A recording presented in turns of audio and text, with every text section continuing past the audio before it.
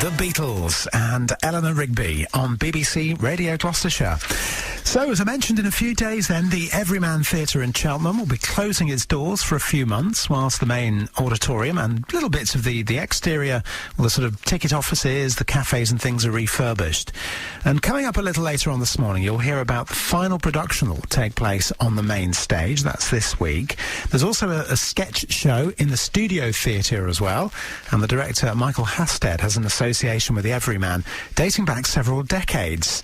He's now writing a book on the history of the theatre, so when I met him recently to talk about the show he's been directing, I asked him if he'd uncovered any stories that were completely new to him in writing the book. There was a lot that I didn't know, mainly that there had been 2 rep theatres in Cheltenham in the 30s.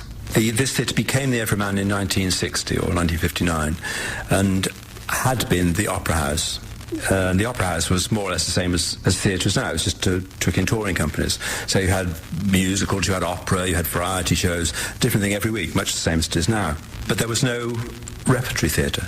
And when the Opera House went over to a cinema in 1929, when the talkies first came out, they made this into a cinema. They put enormous, great 18-foot high speakers on the stage and a projection room at the back of the dress circle, and became a cinema for 3 or 4 years. And this left a gap that there was no theatre. There was a musical, the old, what's now called the Springbok, which is now closed. It used to be the Coliseum in Albion Street behind Marks and Spencer's, had been a musical. But there was no theatre for straight plays. And when the Opera House became a cinema, there were a couple of people who said, we need a repertory theatre. So there was a woman who was a teacher at the Ladies' College, whose name I can't remember, suggested it to the council. And at the time, in the Imperial Gardens, there was the Winter Gardens, which was like a sort of mini Crystal Palace. And they were going to put a repertory theatre in there. Well, it was completely unsuitable. It was made of glass. Every time it rained, you couldn't hear yourself talk, and it was drafty and everything else. But they were going to put a theatre in there. And for some reason, they didn't get that together.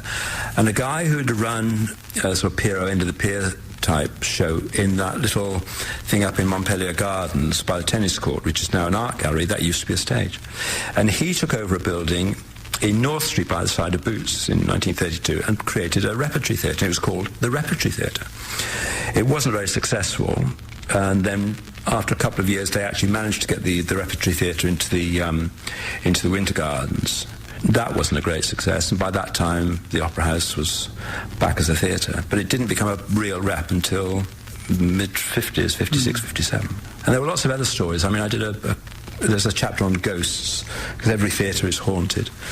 And we discovered a wonderful story about somebody who'd been killed in the theatre in, I can't remember the year it was. He was painting up in the upper circle or somewhere, fell off a ladder and was killed. And it looks as though he's one of the ghosts.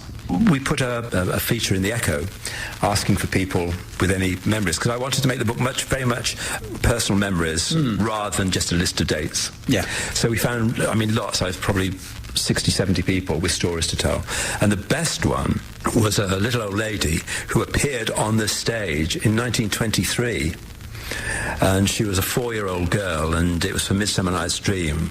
When the show came to town, they went to local dance studios, wanted some children to play the fairies. Oh, wow. And this woman is now, she must be in her 90s, was recruited at 4 years old to become a fairy. And her memories of it was that she was given this mauve dress out of a big hamper, and it didn't fit her. And they sort of tied it up with a bit of string, and she was very upset that she had to go on stage all sort of trussed up with a bit of string. So there are lots and lots of stories like that, which is basically what the book's about. It's about people's memories.